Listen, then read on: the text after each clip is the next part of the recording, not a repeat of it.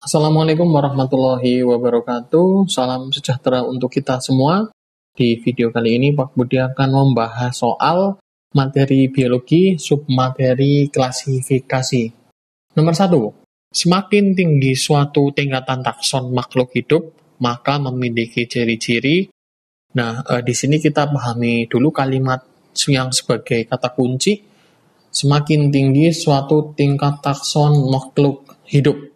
Kita ketahui bersama untuk tingkat takson itu yang paling tinggi ada kingdom, kemudian ada filum untuk hewan, serta divisi untuk tumbuhan. Kemudian di bawah lagi ada kelas ya, atau klasis. Pada tingkatan takson makhluk hidup ini, pada kingdom itu paling banyak ya anggotanya yang jelas. Dan di sini kondisinya adalah sedikit persamaan banyak anggota. Berarti jawabannya yang C. Kemudian nomor 2, sistem klasifikasi dengan memperhatikan hubungan kekerabatan. Di sini ada hubungan kekerabatan, yaitu jawabannya yang filogenik, yang E. Pengelompokan makhluk hidup menjadi 5 kingdom, mengelompokkan organisme berdasarkan pada apa? Ya, Pak Budi garis bawahi, yang pertama tentunya adalah tingkatan organisme, itu betul. Tingkatan organisme, kemudian susunan selnya seperti apa? Ada eukariotik, ada prokariotik, dan selanjutnya adalah cara pemenuhan makanannya. Di sini itu cara pemenuhannya ada yang namanya autotrof. Ini bisa menghasilkan makanan sendiri, dan heterotrof. Tidak bisa menghasilkan makanan sendiri. Contoh organisme autotrof itu adalah tumbuhan ya, kelompok plantae. Dan yang heterotrof pada umumnya contohnya adalah kelompok jamur atau fungi.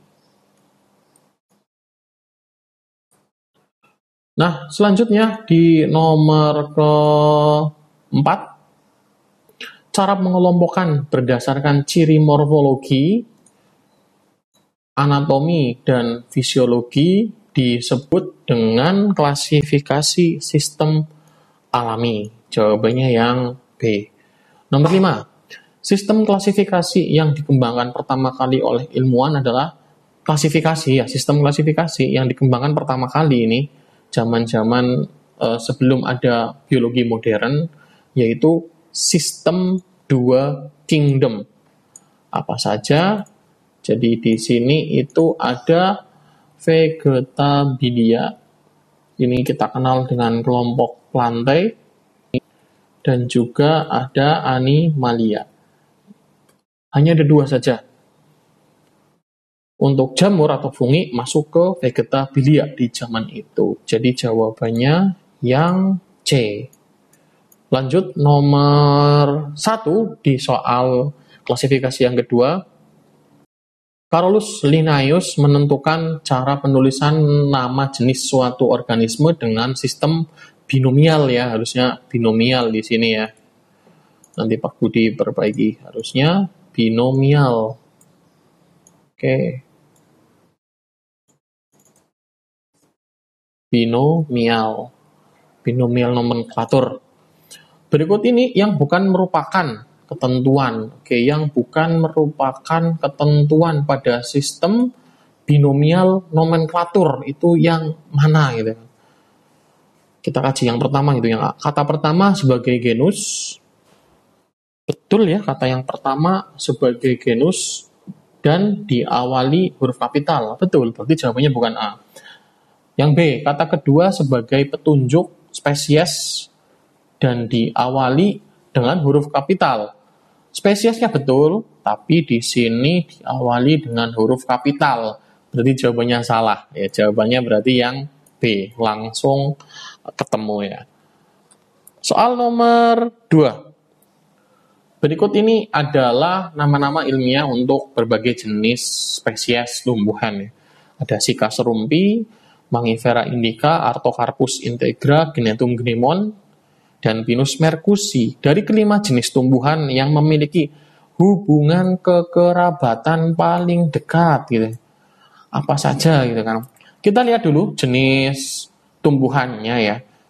Kalau ngomongin jenis tumbuhan tingkat tinggi gitu, yang sudah memiliki akar, batang, dan daun, itu kita bisa membagi berbagai jenis spesies pada tumbuhan dari tumbuhan tingkat tinggi tersebut. Yang pertama itu ada Gymnospermae. Kemudian ada Angiospermae. Gymnospermae adalah biji terbuka. Kemudian yang Angiospermae adalah biji tertutup.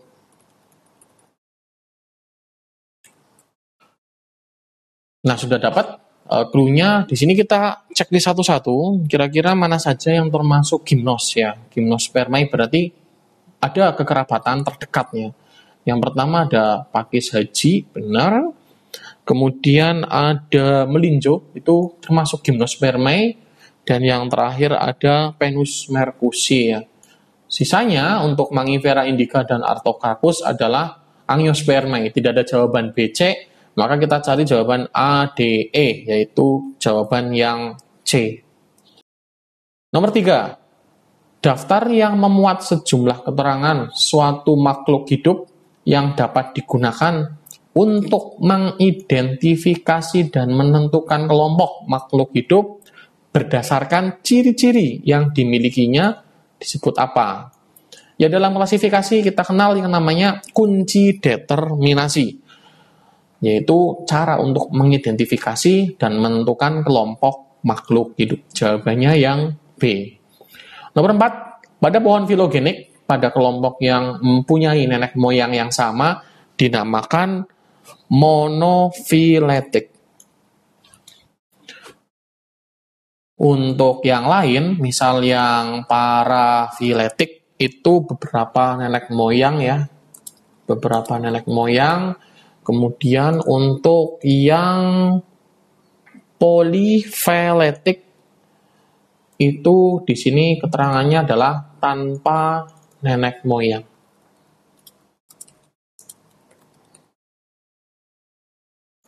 Lanjut nomor 5, perhatikan bagian berikut. Di sini ada bagian tumbuhan dari tumbuhan tingkat rendah yaitu lumut, paku, Gymnospermae, dan Angiospermae.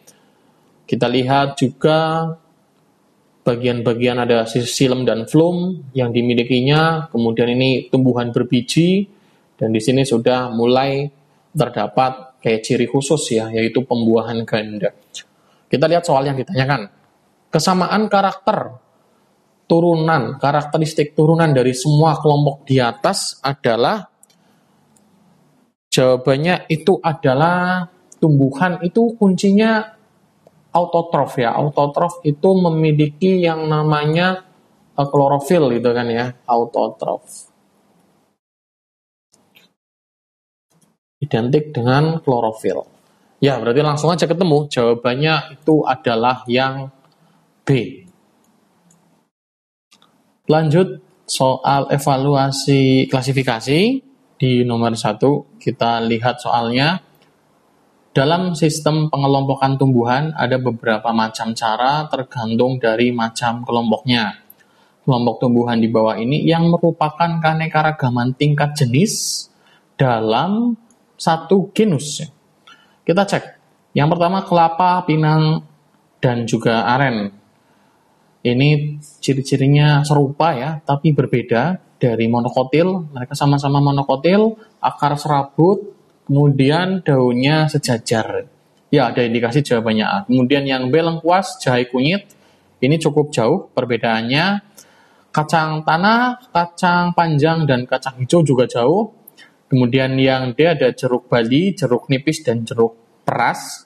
Ini dari morfologinya, ini mirip sekali dengan keanekaragaman tingkat gen. Kemudian yang E, bawang merah, bawang putih, dan bawang daun. Ini juga cukup jauh untuk perbedaannya. Jadi jawabannya yang A ya, kelapa, pinang, dan juga aren. Cara pengelompokan berdasarkan ciri morfologi, anatomi, dan fisiologi disebut juga dengan, ya ini soal nomor 2, yaitu klasifikasi sistem alami. Jawabannya yang B. Nomor 3, makhluk hidup dibagi menjadi 2 kingdom. Pernyataan ini dikemukakan oleh, ya kalau 2 kingdom berarti masih sederhana sekali dan biasanya sebelum biologi modern ditemukan. Ilmuwan ini ilmuwan yang cukup lampau, yaitu Aristoteles. Nomor 4, urutan takson tumbuhan dari kelompok terbesar ke kelompok terkecil adalah, yang ditanyakan adalah takson tumbuhan. Kita cek bareng-bareng. Jadi ada kingdom, betul ya, A, B, C, D ada kingdom. Untuk tumbuhan itu adalah divisi, berarti yang ini dihapus, filum dihapus, kelas dihapus. Sekarang kita lihat yang bagian kedua, divisi-divisi, ada kelas dan bangsa. Ya harusnya itu yang kelas dulu ya. Ya berarti yang bangsa, yang ordo kita hapus dulu. Ya, jawabannya yang C. Lanjut nomor 5. Sistem klasifikasi dapat dibuat sederhana berdasarkan manfaat. Sebagai contoh, tanaman bunga mawar, melati, kuping gajah, aglonema dapat diklasifikasikan dalam kelompok. Nah, ini adalah tanaman hias. Jawabannya yang D. Nomor 6. Perhatikan beberapa hewan berikut. Ada gorila, kuda, kambing, orangutan, keledai, dan simpanse. Berdasarkan filogenik, hubungan kekerabatan yang paling dekat. Ya kita cek dulu dari nomor 1. Ada gorila ya. Gorila itu dekat dengan orangutan dan dekat dengan simpanse. Artinya kekerabatannya dekat ya. Sama-sama berdiri, bisa berdiri, memiliki 5 jari yang ada di tangan dan di kaki. Ya, ini sudah mewakili jawaban nomor 1, 4, dan 6. Apakah ada? Ya, ada nomor 1, 4, dan 6. Jawabannya B. Nomor 7, pernyataan yang tidak benar mengenai sistem 4 kingdom. Kita cek satu-satu ini. Yang A, Monera adalah organisme uniseluler. Ini uniseluler. Ya, betul, uniseluler. Yang mempunyai membran inti sel. Monera kan bakteri ya. Nah, ini kita garis bawahi untuk Monera ya anak-anak. Monera itu tidak memiliki membran inti sel. Monera sama dengan bakteri. Tidak memiliki membran inti sel. Jadi sudah ketemu jawabannya yang A. Yang A. Ya, nomor 8. Perhatikan tabel hasil pengamatan berikut. Dari tabel tersebut dapat dibuat kladogram sebagai berikut ya. Seperti ini ya. Organisme yang menempati klade 1, 2, 3, dan 4 secara berurutan adalah, ya ini fleksibel, gimana cara kalian melihat gambarnya dari tabelnya juga. Di sini paling banyak itu kalau tidak salah 4 ya. Ya benar 4 ya, yang B dan juga yang F. Nah, yang berurutan itu yang B, yang berurutan ada organisme memiliki mata, kemudian memiliki jengger, kaki, dan sayap. Ini bisa jadi ayam. Udah ketemu ya berarti ya. Ayam kalau tidak memiliki kaki tapi punya jengger, sayap, bulu, sepertinya agak susah ya organisme buat diklasifikasikannya. Kemudian yang 3 ada mata, sayap, bulu, atau mata, jengger, kaki. Mata, jengger, kaki ya. Ini yang paling banyak dimiliki ya, walaupun tidak punya jengger, itu adalah tikus. Kemudian turun lagi yang 2, ada yang memiliki mata, ya mata dan juga jengger. Ya tidak mungkin manusia ya. Ya biasanya ya ular yang paling mendekati ini. Nah yang terakhir yang 1 yang hanya memiliki mata gitu. Nah ini manusia. Jadi jawabannya yang D. Nomor 9, perhatikan kunci determinasi berikut. Yang ditanyakan adalah kunci determinasi pada udang. Jika seseorang siswa melakukan identifikasi terhadap udang dengan menggunakan kunci determinasi di atas, maka urutan kunci determinasi yang terbentuk adalah Ya, kita cari tahu dulu tentang udang. Untuk udang sendiri termasuk kelompok Crustacean. Ya, kita lihat kunci determinasinya.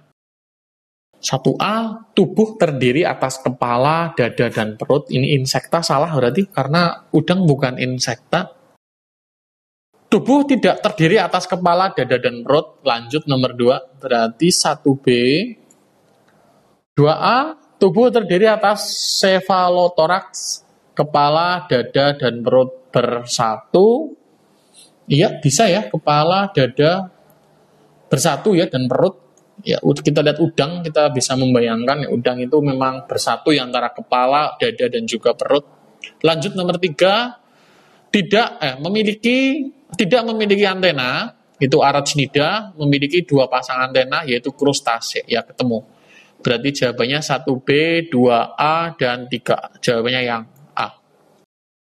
Nomor terakhir, nomor 10, perhatikan tabel berikut ini. Berdasarkan tabel di atas, hewan yang memiliki banyak persamaan. Kita lihat. Yang pertama itu kategori hewannya berdasarkan tingkat takson yang paling tinggi. Di sini ada filum ya, tapi ini nggak ada temannya ya. Ini berarti bisa tidak dianggap, itu nggak usah. Ini Anura ya, benar sama ya, dekat. Ranidae, Bufo, dan Ranidae. Bufo itu kelompok katak atau bangkong yang jenis katak yang kulitnya keras. Ranidae yang halus ya, biasanya katak sawah itu kelompok Ranidae. Ini berarti hewan yang kedua kita coret. Genus Hula, Ansonia, Ochdoniza, dan Hula. Ini juga kita coret, Ansonia. Ini sudah beda genusnya. Untuk kelompok Ranidae berarti kita coret. Nah, kita dapat 2 spesies dengan karakter yang banyak sekali persamaan, yaitu Hula sumatrana dan Hula mansoni. Jawabannya itu 1 dan 4, yaitu E. Ya, itu dia anak-anak pembahasan soal materi klasifikasi. Silakan ditonton videonya. Jika ada yang belum paham, kita diskusi bareng-bareng di kolom komentar. Semoga bermanfaat dan sukses buat kalian dalam mengerjakan soal-soal biologi. Terima kasih buat waktunya yang sudah nonton. Pak Budi akhiri. Assalamualaikum warahmatullahi wabarakatuh dan sukses selalu.